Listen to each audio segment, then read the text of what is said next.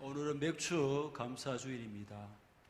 보리를 수확한 후 하나님께 감사하여 첫 열매를 드리는 추수를 기념하는 그런 주일입니다.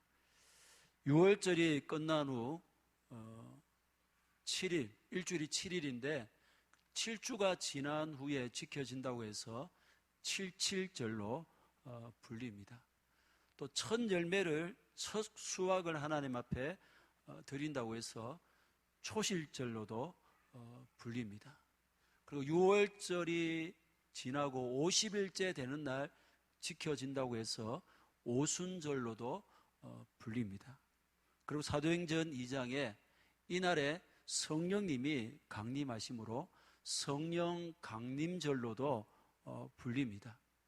우리는 현재 보리 농사를 짓지도 첫 열매를 드리지도 못하지만 지난 6개월 동안 지켜주시고 모든 필요를 채우시고 신실하게 인도하신 그 하나님의 은혜를 기억함으로 이 맥주 감사주의를 지킵니다.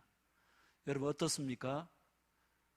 지난 6개월 동안 감사할 그런 감사의 제목들을 많이 찾아내셨습니까? 그로 인해서 이 시간 온 마음으로 하나님의 은혜에 감사하는 마음으로 예배를 드리고 있습니까? 그런데 여러분 만약 내 인생이 평탄할 때만, 형통할 때만 감사한다면 우리 전체적으로 감사하는 것이 결코 쉽지 않습니다. 왜냐하면 내 인생이 평탄할 때도 있지만 그렇지 못할 때가 더 많기 때문입니다. 그렇습니다. 평탄하고 오르막을 오를 때도 있지만 갑자기 내리막을 끝없이 치닫을 때가 훨씬 더 많기 때문에, 그래서 우리 인생은 별 수 없이 굴곡진 인생길을 걸어가고 있다는 것입니다. 그렇다면 우리 하나님은 우리의 인생이 굴곡지고 힘든 인생임을 모르시기에 범사에 감사하라고 명령하신 것입니까? 결코 순탄하지 않은 지난 6개월인지 모르시고 맹목적으로 이 시간 맥주 감사주의를 지키라고 하신 것입니까? 아닙니다. 오늘 본문은 이 부분을 우리로 깨닫게 하는데 말씀을 통해서 우리가 처한 곳 어디서든지 감사의 제목을 발견하고 하나님께 감사할 수 있기를 진심으로 축복합니다. 이스라엘 민족이 430년 만에 이집트를 탈출하여 약속의 땅 가나안을 향해 나아가게 됩니다. 그런데 오늘 본문은 출애굽하여 며칠 전에 일어난 너무나 크고 놀라운 사건, 즉 기적을 경험하게 되는데 영화나 애니메이션에서 모세를 다룰 때에 절대로 빼놓을 수 없는 절정과도 같은 사건입니다.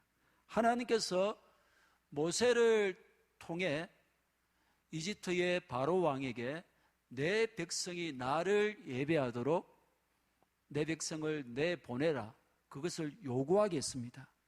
하지만 바로는 말도 안 되는 소리라며 펄쩍 뛰며 이스라엘 백성들에게 더 심한 노역을 시킵니다.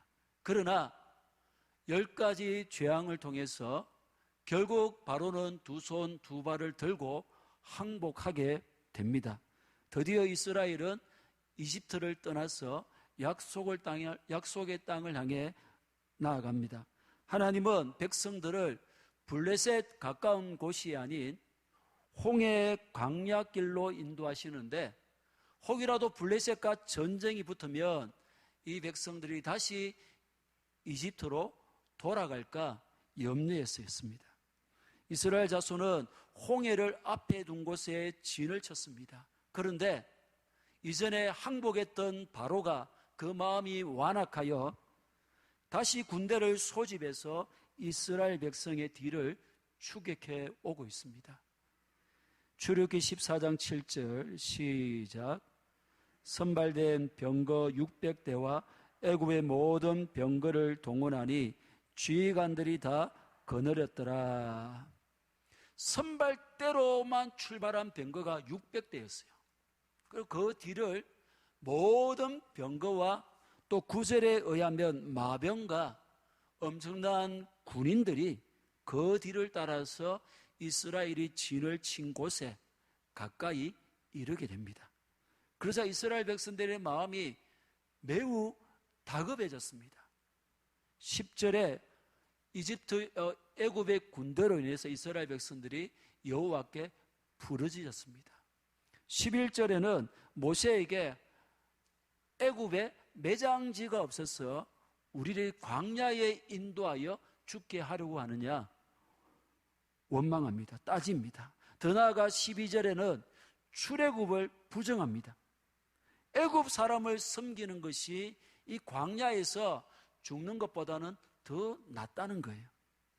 어떻게 보면 이해도 됩니다. 앞에는 넘실대며 출렁이는 홍해가 놓여 있고 뒤에는 애굽의 정예군이 전속력으로 쫓아오니 이러지도 저러지도 못하는 진퇴양난의 절망적인 상황입니다. 이스라엘 백성들은 애굽 사람들에게, 애굽 군인들에게 죽든지 다시 포로로 끌려가든지 아니면 앞에 홍해 바다에 뛰어들어서 빠져 죽든지 이 두 가지 중에 한 가지를 선택해야 되는, 다른 선택은 전혀 없어 보였습니다. 그런데 어떻게 됩니까? 하나님께서 홍해를 가르시고 바다 가운데로 난 길을 마른 땅으로 이 백성들로 건너가게 하십니다. 할렐루야. 이어 뒤따라오는 애굽의 모든 병거와 마병과 군인들을 다 수장시키십니다.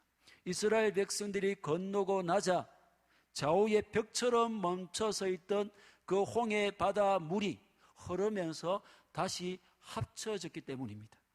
이 장엄하고 믿기기 힘든 기적의 현장에서 이 모든 것을 지켜본 이스라엘 백성들은 그 하나님을 찬양하지 않을 수가 없었습니다.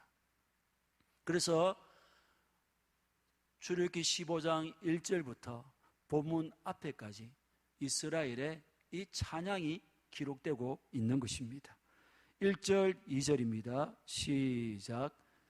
이때에 모세와 이스라엘 자손이 이 노래로 여호와께 노래하니 일렀으되 내가 여호와를 찬송하리니 그는 높고 영화로우심이요 말과 그 탄자를 바다에 던지셨음이로다. 여호와는 나의 힘이요 노래시며 나의 구원이시로다. 그는 나의 하나님이시니 내가 그를 찬송할 것이요 내 아버지의 하나님이시니 내가 그를 높이리로다. 아멘. 먼저 모세와 이스라엘 자손 남자들이 여호와께 노래합니다. 그들이 보기에 여호와가 진정 힘이시며 노래시며 구원이셨습니다. 노예 생활 중에 갑작스럽게 출애굽해서 변변한 무기조차 없었습니다. 홍해를 건너갈 만한 배나 어떤 도구도 가지고 있지 않았습니다. 그런데 하나님이 홍해를 가르셨고 병거와 마병에다 무장한 이집트 군대를 한순간에 수장시키셨습니다.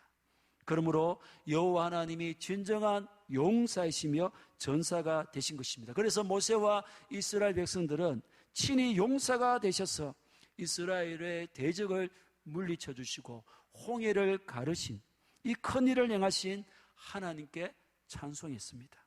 그 뒤를 이어서 미리암과 여인들이 손에 소고를 치며 춤을 추면서 그 찬송에 앞에 찬송을 하답하는 그런 찬양을 합니다. 15장 21절입니다. 시작. 너희는 여호와를 찬송하라. 그는 높고 영화로우심이여 말과 그 탄자를 바다에 던지셨음이로다. 아멘. 할렐루야. 사랑하는 여러분, 우리 또한 출애굽하여 이 광야 같은 세상 길을 걸어가고 있습니다. 죄와 사탄의 노예가 되어 비참하게 살아가던 우리들, 예수님을 통해 건지셨습니다. 우리를 얽매고 있는, 묶고 있는 모든 사슬을 끊어주시고 우리로 하여금 참 자유를 누리게 하셨습니다. 그뿐 아니라 이 약속의 땅, 저 영원한 천국을 향해 나아가고 있는 우리의 인생길에, 그 우리의 인생길을 돌아볼 때에 크고 작은 하나님의 인도와 역사가 있었습니다. 물론 홍해가 갈라지는 듯한 기적은 아니지만 우리가 생각하는 것보다 훨씬 더 많은 크고 놀라운 일들이 우리를 둘러싸고 펼쳐져 왔습니다. 안식일에 지난 날을 돌아볼 때 당신은 몰랐는데, 당신은 의식하지 않았는데 지금 생각해 보니까 참 하나님의 은혜였구나, 이런 일들이 참 적지 않음을 알게 되었습니다. 제가 목사가 되어서 새 교회를 섬겼는데 강도사로 부임해서 1년 만에 목사 안수를 받은 교회가 이제 기장교회입니다. 그때 중고등부를 맡아가지고 교사와 팀워크가 굉장히 좋았어요. 그래서 뭐 너무너무 행복하게 사역하고 있었고, 또 이제 기장교회가 100주년이 되는 해였기 때문에 100주년 기념 교회사를 편찬하는 일을 또 제가 이렇게 맡게 된 겁니다. 그러니까 뭐 교회를 옮길 것은 뭐 생각조차 못하고 있었는데, 그런 중에 이제 거제 교회에서 선후배 목사들이 이제 우리 교회로 오라고, 처음에 농담인 줄 알았죠. 근데 뭐 계속 오라는 겁니다. 그래서 별 생각 없이, 별 기대 없이 담임 목사님을 제가 만났어요. 그러니까 이제 금요일에 이제 설교 한번 해봐라. 그 설교를 했는데, 그러니까 우리 교회로 오너라.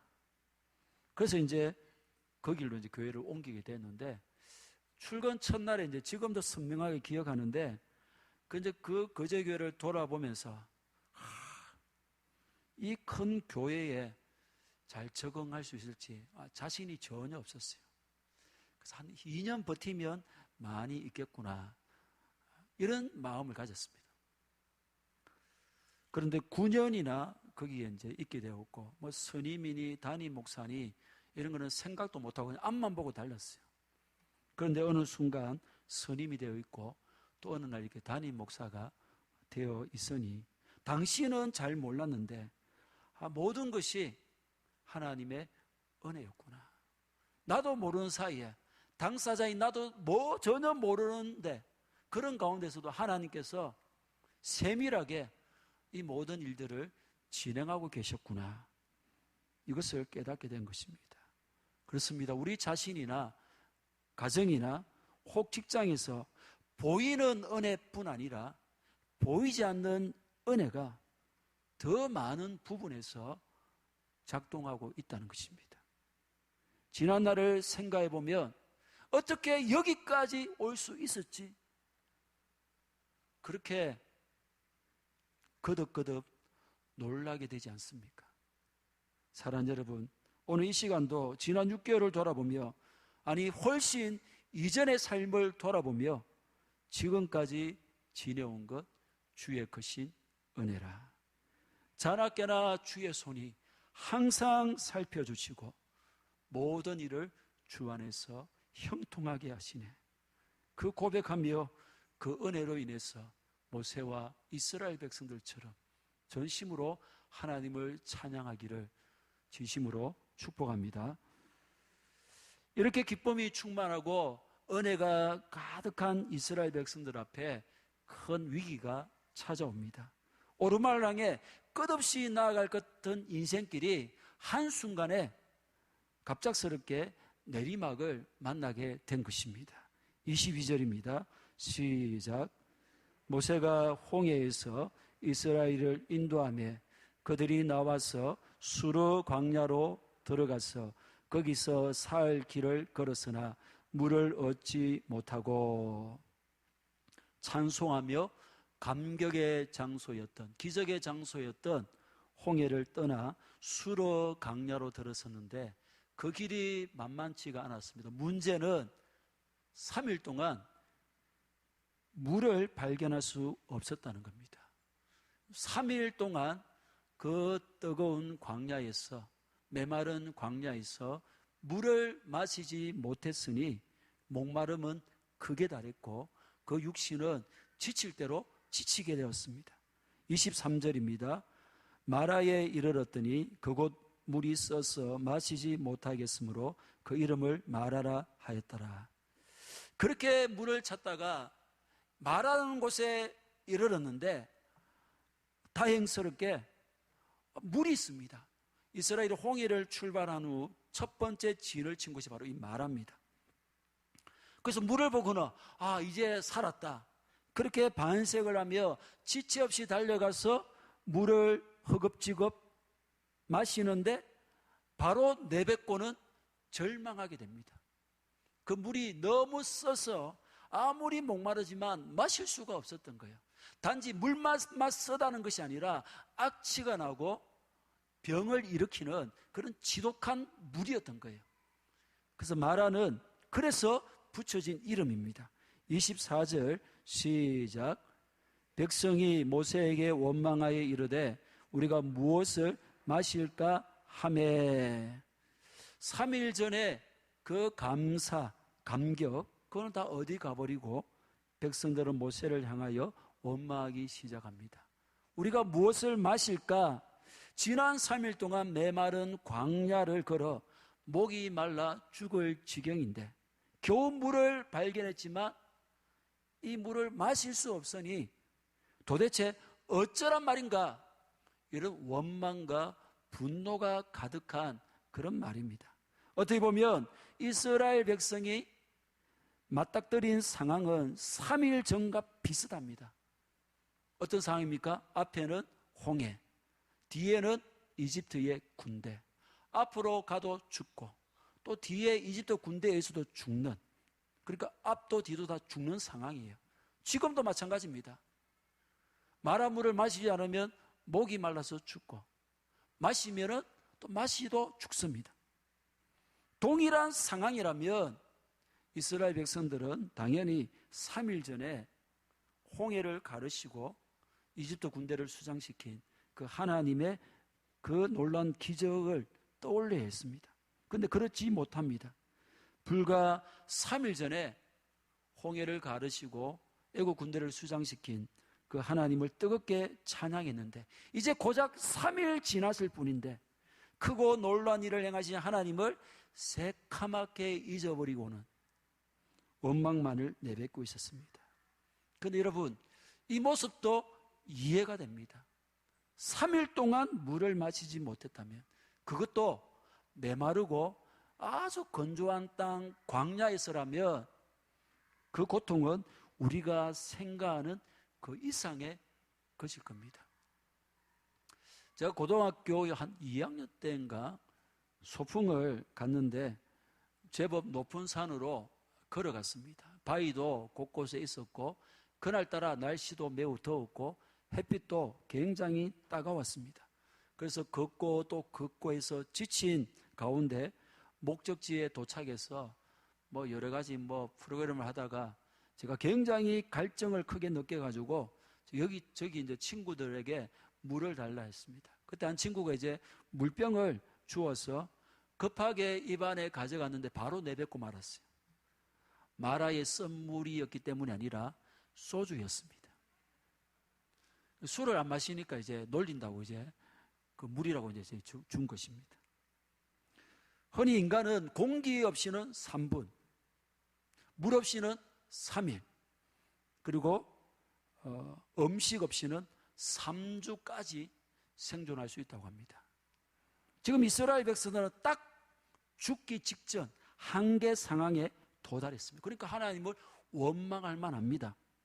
하나님은 전지전능하신 분이신데 이런 최악의 환경으로 하나님이 인도하시는 것도 3일 동안 물을 마시지 없어서 물이 없어서 죽을 것 같은데 놀리시는 것도 아니고 하필이면 물이 있어도 마실 수 없는 곳으로 인도하셨으니 이 하나님을 이해하기가 힘든 그런 원망할 만한 상황인 거예요.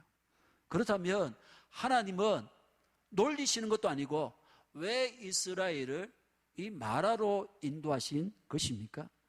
25절 말미에 그들을 위하여 법도와 율례를 정하시고 그들을 시험하실세. 이스라엘 백성들을 테스트하고 시험하고자 그렇게 하셨다는 거예요. 10가지 재앙으로 출애굽시키시고 홍해를 가르시고 애굽 군대를, 애굽의 최정예군을 한순간에 수장시킨 그 하나님을 그 백성들이 힘들고 또 극단적인 상황에서 얼마나 신뢰하는가, 얼마나 믿는가, 하나님은 그것을 알고 싶으신 겁니다. 26절입니다. 시작.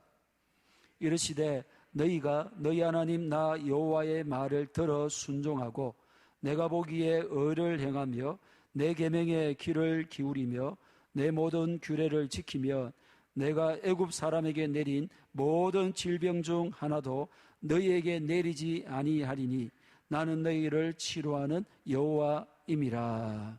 아멘. 하나님을 믿는다, 신뢰한다. 그게 뭡니까? 하나님의 말에, 여호와의 말에 순종하는 것입니다. 할렐루야. 어떤 힘들고 극단적인 환경이나 역경 가운데서도 여호와의 말을 생명의 말씀으로 믿고 받아들이고 순종하는 것입니다. 힘들다고 내 뜻대로, 내 생각대로, 내 성질대로 하고 싶은 대로 해버리는 것은 여호와를 향한 불신앙입니다. 사랑하는 여러분, 오늘 우리 믿는 사람에게 내가 가진 이 믿음, 내가 하나님을 신뢰하는가 그렇지 못한가 언제 드러납니까? 좋은 일이 있을 때에, 형통하고 평탄할 때는 다 하나님을 믿습니다. 아니, 누구나 믿음이 좋은 것 같습니다. 이스라엘 백성들처럼 뜨겁게 하나님을 찬양합니다. 그러나 시련이 다가오면 이스라엘 백성들처럼 신앙의 밑바닥이 바로 드러나 버립니다. 정말 하나님을 믿고 신뢰하는지 그렇지 못한지 바로 미천이 드러나게 되는 겁니다. 본문의 이스라엘 백성들처럼 거칠은 광야길을 고생스럽게 걸어갈 때에 3일 동안 물을 마시지 못한 상태에서 마지막 기회라고 여겼던 마라에서조차 물이 써서 마시지 못할 때에, 이런 견딜 수 없는 상황일 때에 믿음의 민낯이, 낱낱이 드러나고 맙니다. 어쩌면 오늘 우리도 이스라엘 백성들과 같은 마라를 경험하고 있습니다. 어떤 마라로 인해서 쓴맛을 느끼고 고통을 느끼고 갈증을 느끼십니까? 죄악된 세상에서 성도로서 살아가는 것, 말씀대로 순종하는 것 쉽지 않습니다. 영혼을 살려야 되는 것 알지만 이 시대에 복음을 전하는 것도, 이 바쁘고 분주한 시대에 주의 일을 한다는 것도 결코 쉽지 않습니다. 그뿐 아니라 끊임없이 유혹하는 욕망과 죄와 싸우고 때와 장소를 가리지 않는 영적 전쟁 속에 노출되어 있습니다. 그리고 실제 우리의 현실은 어떻습니까? 얼마나 많고 다양한 일들이 일어납니까? 사업이나 직장에 닥치는 어려움들, 경제적인 어려움, 부부간의 갈등이나 자녀 문제 등등 크고 작은 일들이 끊임없이 다가옵니다. 정말 한시도 긴장을 늦출 수가 없습니다.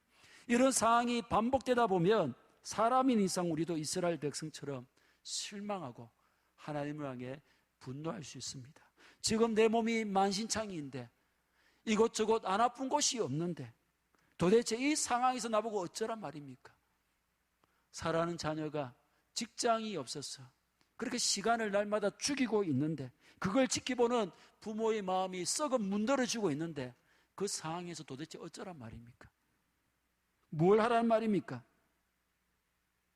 그렇게 이런저런 마라에 시달리다 보면 하나님의 약속도, 그 말씀도, 하나님 이전에 행하신 놀라운 기적들도 한순간에 다 삭제되어 버리고 더 이상 보이지도 않고 들리지도 않게 됩니다. 오늘 우리가 이런 마라 가운데 힘겨워하고 있지는 않습니까? 그런데 우리는 똑똑하게 기억해야 됩니다. 이 모든 것을 아시는 하나님께서 왜 우리를 이 마라로 하셨는가? 왜 내게 이런 마라를 허락하셨느냐 하는 겁니다. 마라는 하나님께서 이스라엘 백성들을 연단하시는 시험의 장소입니다. 26절에서 너희가 너희 하나님 나 여호와의 말을 들어 순종하고 라고 말씀하신 후에 그 마지막 부분에 그러면 모든 질병을 내리지 않을 것이며 또 너희를 치료하는 여호와라. 아멘. 무슨 말입니까? 마라를 만나도 죽을 것 같은 마라의 상황에서도 하나님의 말씀을 듣고 순종하면 산다라는 겁니다. 할렐루야. 사랑하는 여러분, 하나님의 백성이라면 하나님 없는 애굽 사람들의 방식을 따라서는 안 됩니다. 하나님께서 10가지 재앙으로 이집트를 치실 때에 이집트의 모든 물이 나일강이 피로 변하는 그런 재앙이 있었습니다. 이때 애굽 사람들 어떻게 대처합니까? 나일강 가를 두루 파서 물을 구했습니다. 우물을 팠던 것입니다. 그렇다면 하나님의 백성 이스라엘 민족이 마라의 쓴물 앞에서 어떻게 해야 되겠습니까? 이집트 사람들처럼 마라 주변에 땅을 파고 아니면 다른 곳으로 옮겨가야 했습니까?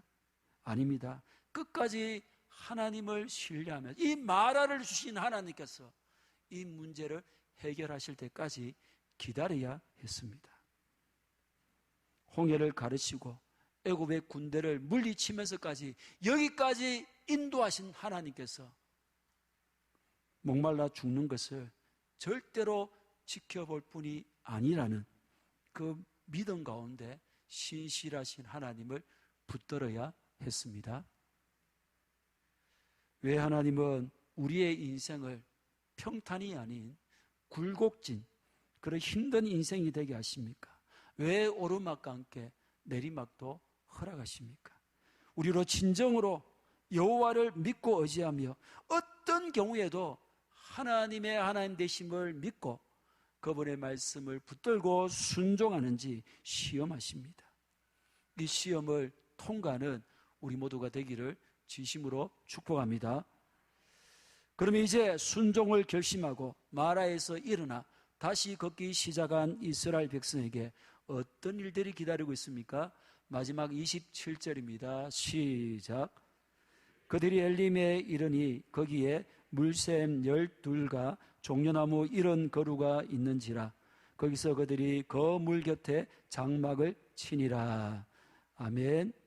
사막 광야에서 물샘 하나도 귀한데 물샘이 12개, 종려나무가 70그루다. 이거는 그야말로 환상적인 오아시스입니다. 엘림은 마라에서 남쪽으로 불과 11km밖에 떨어지지 않는 곳에 있었습니다. 엘림에 샘물 12가 종려나무 70그루가 있었는데 이스라엘에게 12와 70의 숫자는 매우 특별합니다. 하나님은 이스라엘에게 12지파를 허락하셨고 70장로를 세우셨습니다. 예수님도 이 12지파의 뒤를 이어서 12사도를 세우셨고 70인을 전도자로 파송하셨습니다. 사도행전 1장에서는 가룟 유다가 죽어버렸고 가룟 유다를 대신해서 또 한 명의 사도를 뽑아서 12사도로 되게 한 후에 2장에서 성령의 강림을 경험하게 됩니다. 그러니까 12, 70은 하나님이 역사하시기에 준비된 충분한 온전한 상태라는 의미입니다. 가장 힘든 마라를 잘 참고 견디면 그 후에 최고의 은혜가 부어질 엘림이 주어집니다. 이스라엘이 마라에서 불평한 이유는 무엇입니까? 11km 뒤에 한 2시간, 3시간 정도만 걸으면 도착할 수 있는 엘림을 보지 못했기 때문입니다. 명심할 것은 바로 눈앞에 엘림이 보이지 않아도 엘림이 우리를 기다리고 있다는 사실입니다. 작금에 내가 처한 상황, 우리 집구석을 봐도 지긋지긋하고 희망이라고는, 내일이라고는 도무지 보이지 않는 것 같아도 하나님은 희망의 내일을, 엘림을 준비하고 기다리십니다. 그러나 아무리 썩고 고통스럽고 괴로운 마라를 만나도 이스라엘 백성들처럼 원망하지 말고 여호와의 말씀에 불순종해서는 안 됩니다. 조금만 참고 견디면 엘림이 다가올 것을 기대하며 더 하나님을 신뢰함으로 그분 말씀에 순종해야 합니다. 사랑하는 여러분, 오늘이 맥주 감사 주일인데 지난 날이 내게 마라였던지 엘림이었던 우리는 감사해야 합니다. 하나님 우리를 사랑하시고 우리의 모든 사정을 누구보다 잘 아시는데 왜 죽을 것 같은 마라를 허락하십니까? 그림을 하나 볼까요? 자, 어느 것이 빨리 가는지 한번 보십시오. 다시 한 번 더. 똑바른 평탄한 길이 더 빠를 것 같은데 이 굴곡진 길이 훨씬 빨라요. 사랑하는 여러분, 누구나 평탄하고 역경과 고난 없는 말 없는 인생길을 가고자 합니다. 하지만 때로는 평탄한 길보다 굴곡지고 험한 길이 이 마라를 만나는 것이 더 빠르게 목적지로 도달한다는 거예요. 과일나무도 굴곡이 심한 나무일수록 그 과일 열매의 당도가 더 강합니다. 사과보다는 배보다는 감보다는 포도가 당도가 훨씬 더 높습니다. 솔직히 여러분이 엘림을 만날 때와 마라를 만날 때 어느 경우에 더 하나님을 많이 생각하고 찾고 하겠습니까? 마라에 있을 때. 마라를 만나면 왜 이런 아픔을 주시는지 하나님께 계속 묻고 또 묻게 되는 것이죠. 힘들고 긴긴 밤을 지새며 마라의 고통으로 몸부림치며 하나님을 찾고 부를 수밖에 없는 거예요. 그러니 하나님께 놀랍게 쓰임받은 사람들은 한결같이 광야의 메마름, 마라를 통과한 굴곡진 인생길을 걸었던 사람들입니다. 사랑하는 여러분, 지난 6개월 동안 마라에 머물렀다 해도 또 엘림에 거했다 해도 하나님이 나를 사랑하셔서 주신 것이기에 감사하며 마라 위에 있을 풍성한 엘림을 준비하신 하나님을 신뢰함으로 감사하십시다. 또한 이 하반기도 마라든 엘림이든 나를 가장 사랑하시는 하나님께서 나를 위해 허락하신 최상의 것으로 믿고 어떤 경우에도 더욱 하나님을 신뢰하며 그분의 말씀에 순종하는 믿음의 길을 걸어가는 우리 모두가 되기를 주님의 이름으로 간절히 축복합니다. 축복합니다.